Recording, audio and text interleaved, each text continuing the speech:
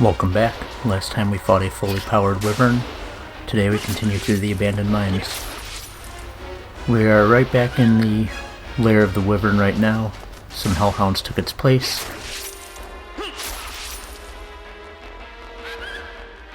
But first I'm going to use that pesky elixir of sages I forgot about until halfway through last video.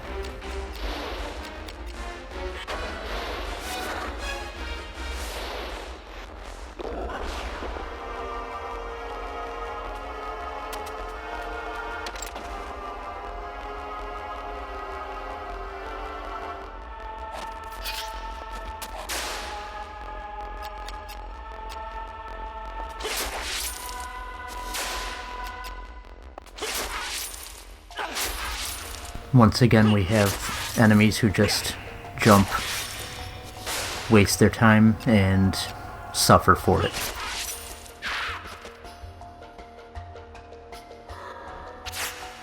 The game just loves to give you examples of showing that while there are platforming action RPG elements, you absolutely do not want to use them in combat.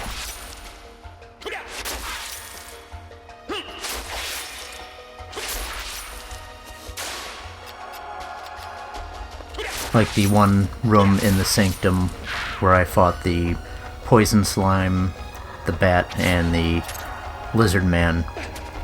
You could see that trying to fight them while jumping around would lead to major pain. An interesting mechanic that is used a little bit later, but not too commonly, is that when you are on a cloudstone and you jump, the momentum is retained. So if you're moving with it, you get a little bit extra distance on the jump.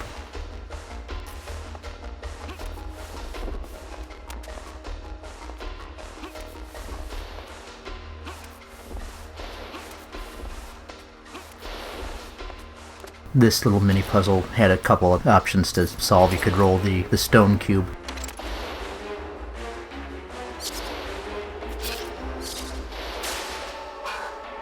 You may remember this as the one room that had two locked doors on the bottom and the trap that I demonstrated Eureka on.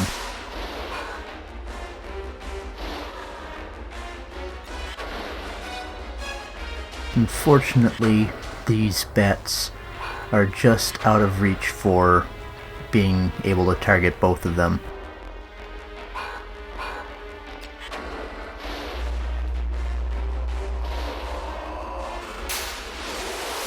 It's just not worth using magic on these things. Their evasion is too good. But I wanted to try and get rid of one of those guys as they just swipe in and then run back out of range.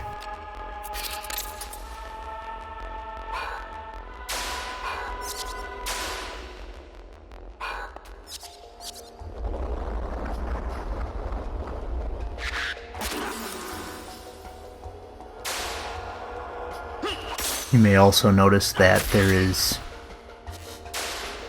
this is probably one of the few times you may really notice the disadvantage of using weapons with agility penalties. When you're fighting really agile enemies, you're going to notice a loss in accuracy.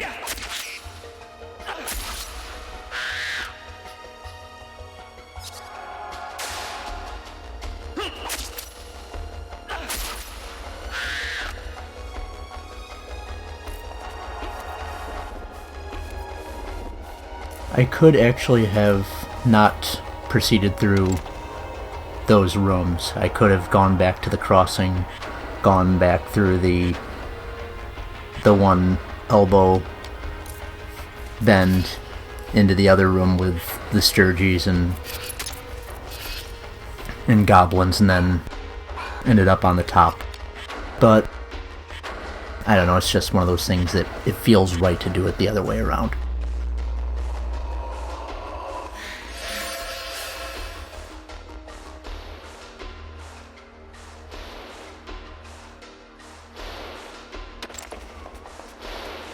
We haven't seen this in a while. and it's not really that big of a challenge. It's just a 2-room sprint. Even fighting that hellhound left me ample time.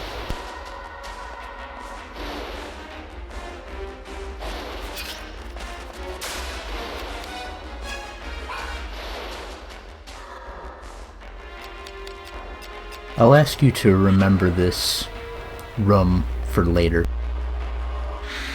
For some reason, even though it's not too special, for some reason to me it's memorable. Then again, I could probably say that to a lot of rooms.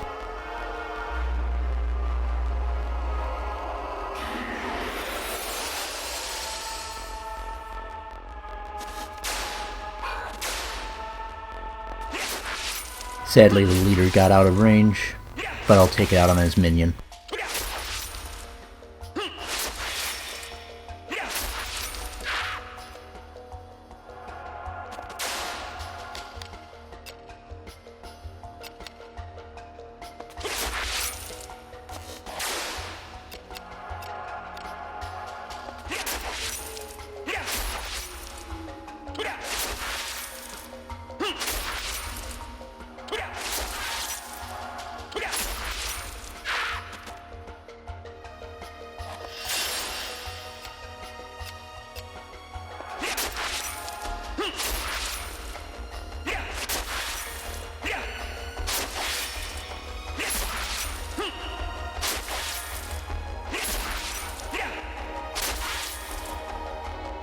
And here's another time when I don't take my own advice.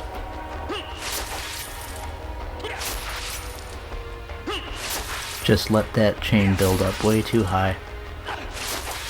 But I seem to have gotten the timing well enough that I'm mostly confident enough to let the risk of missing go on.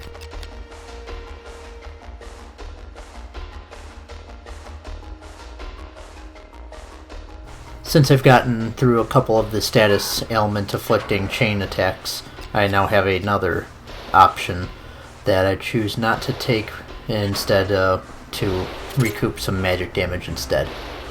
I'll just take a edit here to spare you. I think this is probably why I remember that previous room the most. As you'll see when we come back out of the menu, there's a locked door over there.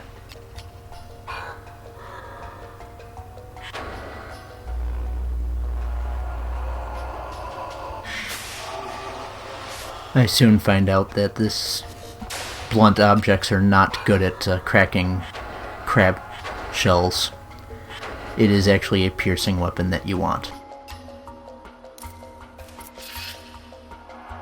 For some reason, that doesn't stop me from putting on an edged weapon.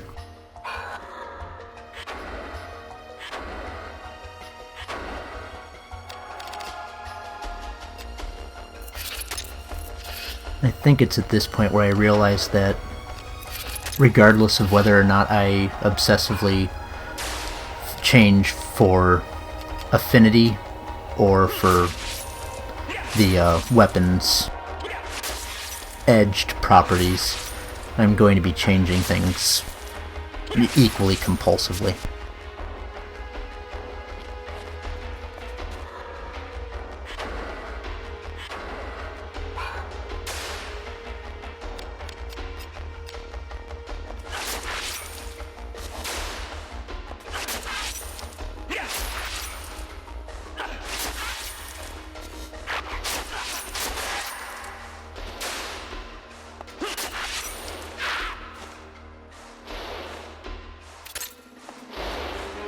As you can see, this type of door has a little placard on it.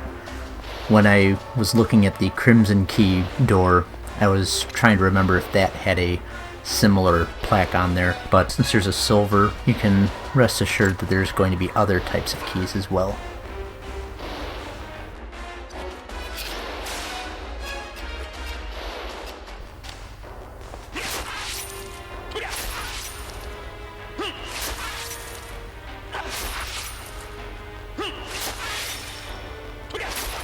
And once again we have a mimic that decides to just look the wrong way.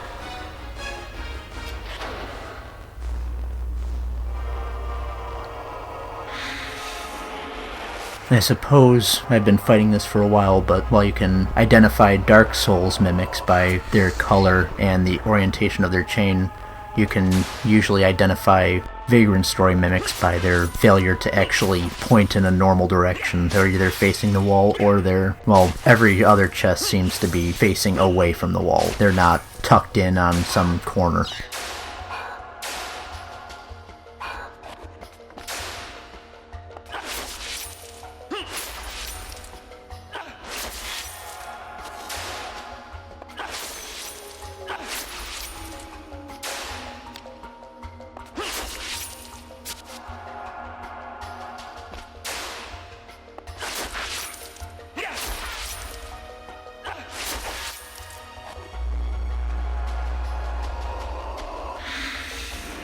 I'm not entirely sure why I even tried to do a chain defense against that. I don't believe there's anything that will actually stop Degenerate.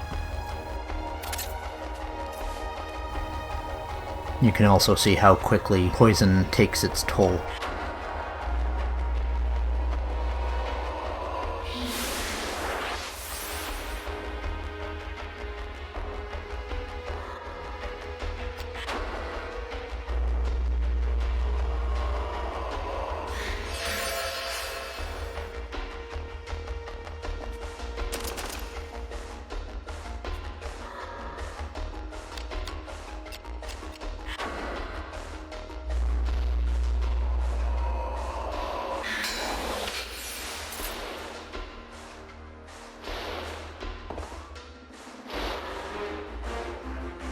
Those of you at home may start noticing that for some reason the game really seems to want to give you fire defense and water affinity attack at this point.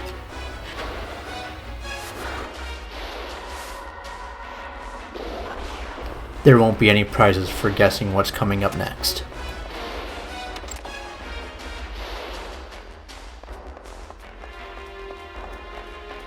Time to use that Grimoire the Wyvern so generously gave me.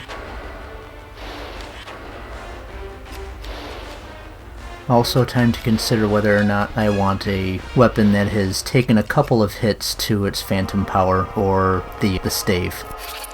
I go with the knife. I'm almost always going to actually choose a knife over a stave.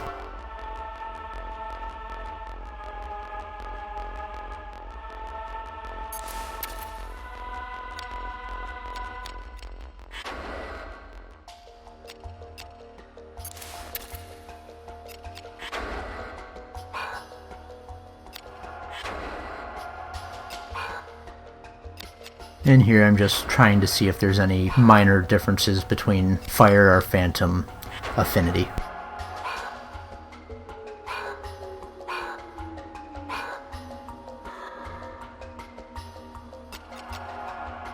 While I remember that Grimoire Infuse and Grimoire Unduni would countermand each other, I forgot that they also cancel out Prostasia, which I'm about to remember right now.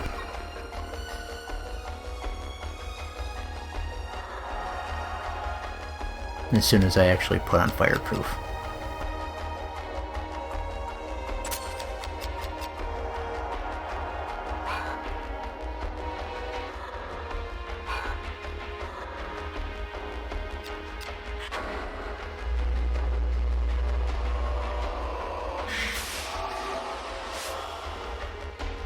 And as you can see, it's not that big of a deal if you bumble around. Of course, magic regenerates insanely quickly. Most spells are relatively economical.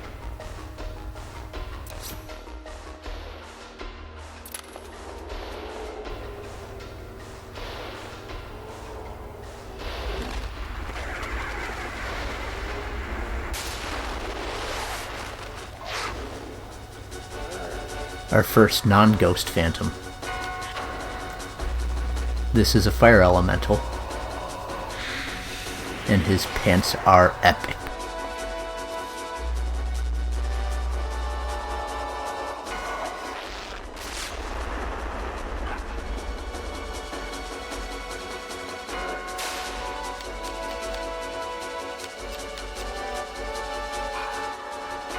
his defense is quite strong. Which is why I'm going to actually look to see if another choice is better.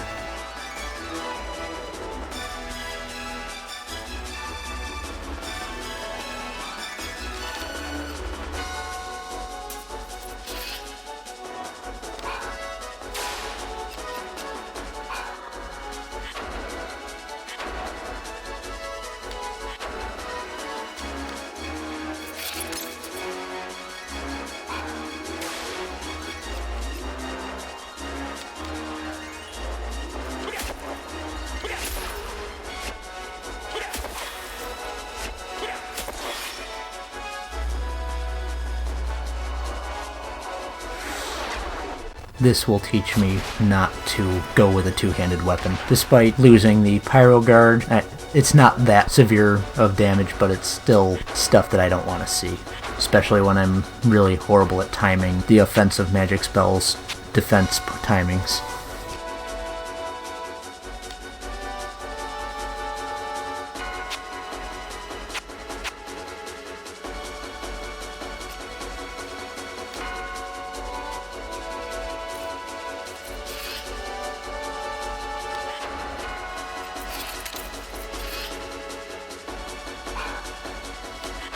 Interestingly enough, even though you've unequipped the Necklace of Jay, which you can still see on Ashley's neck, it's not one of those things that changes the his appearance. He'll always be wearing the Rood.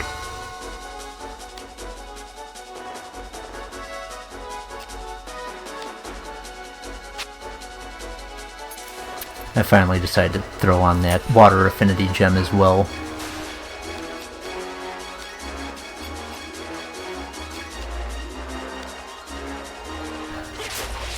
And I'm sick and tired of him casting magic, so I'm just going to chop his head off.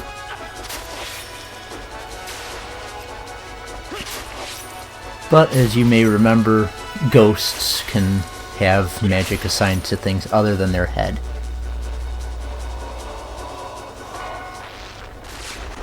I remember this well, and as soon as I realize that his head is dead,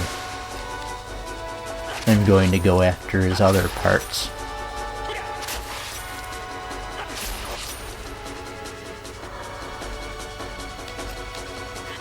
And once again, I forget the difference between Eureka and Analyze.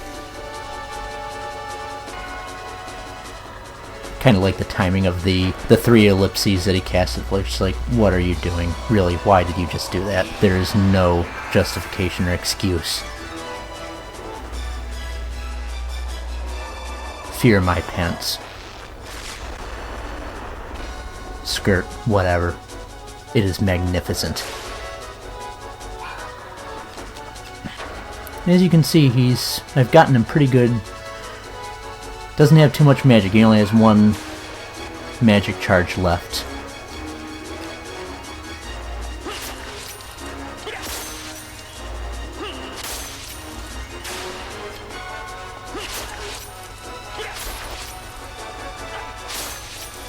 And there it goes.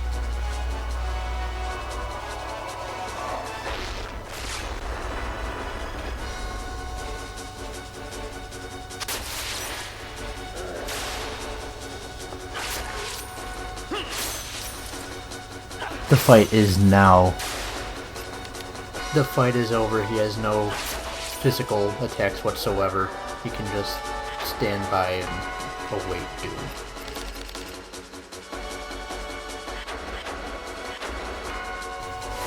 So I'm just going to milk this. I'm just enjoying watching him run. Fortunately, I don't have enough magic points for really punishing him.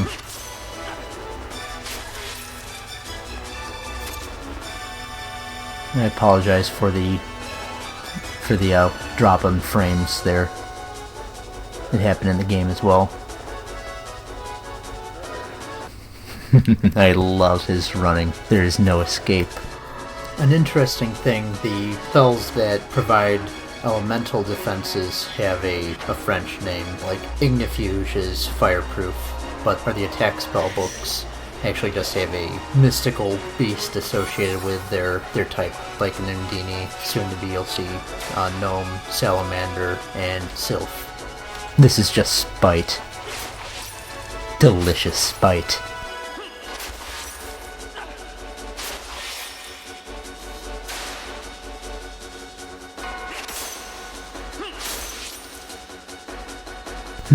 Look at him, look at the face of fear.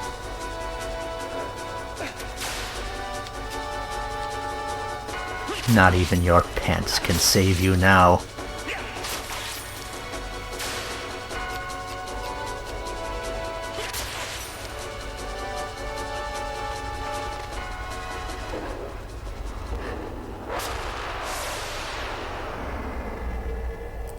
And that was a boss. Unless you just have horrible fire defenses and do not pay attention to your health, you're safe.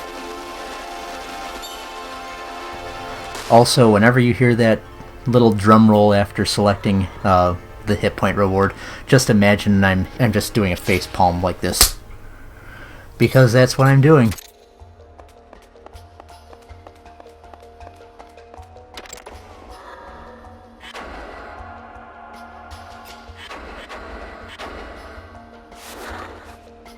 Not going to forget to use that again.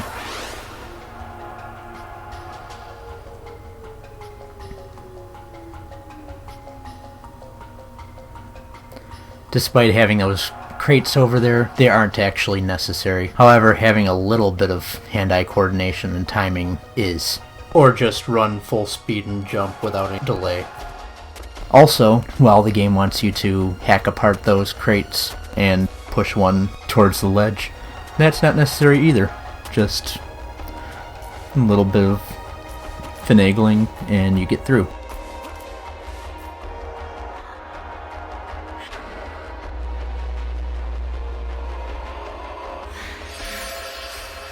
There are a few non-puzzles, as you can see. There are rooms that are only as complicated as you make them.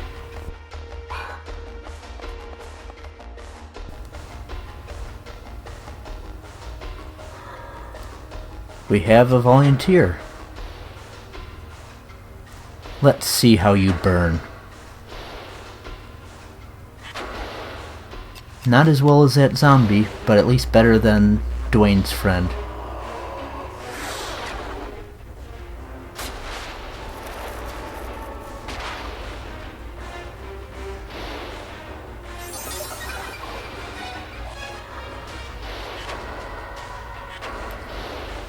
Unfortunately, a stave, while it's supposed to boost intelligence, at the moment it doesn't do that good of a job.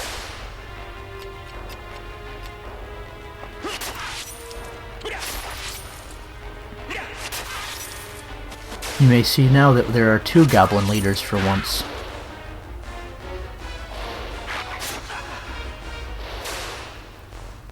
Usually it's a leader and a squad of 2 underlings, but in this case we have 2 micromanagers. However, unlike real life where too much management is a bad thing, these guys do actually manage to inconvenience me.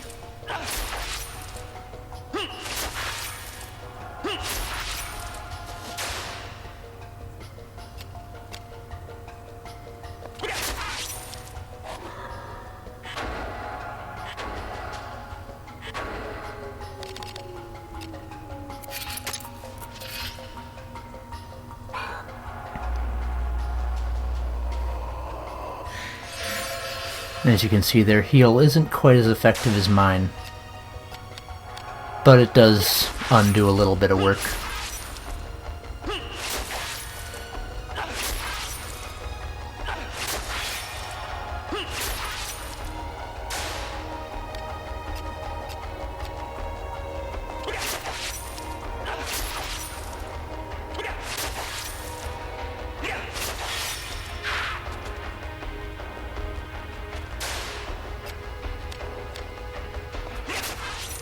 Sadly, they have pretty good defenses against their head, so I can't really get a good job of disabling their spell casting. But on the other hand, every time they cast a spell, they're not attacking. So I can either be inconvenienced by chip damage or inconvenienced by healing, buffs, debuffs, and things of that sort.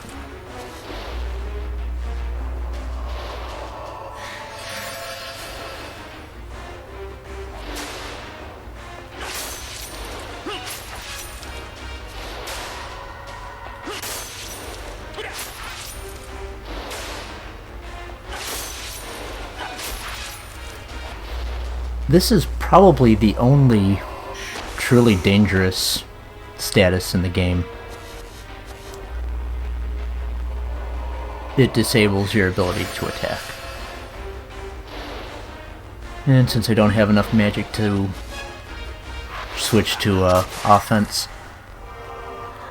I just debate about whether or not just allow the spell to run its course, or use a consumable that just use one of the many consumables that just burst from every chest in most trash mobs.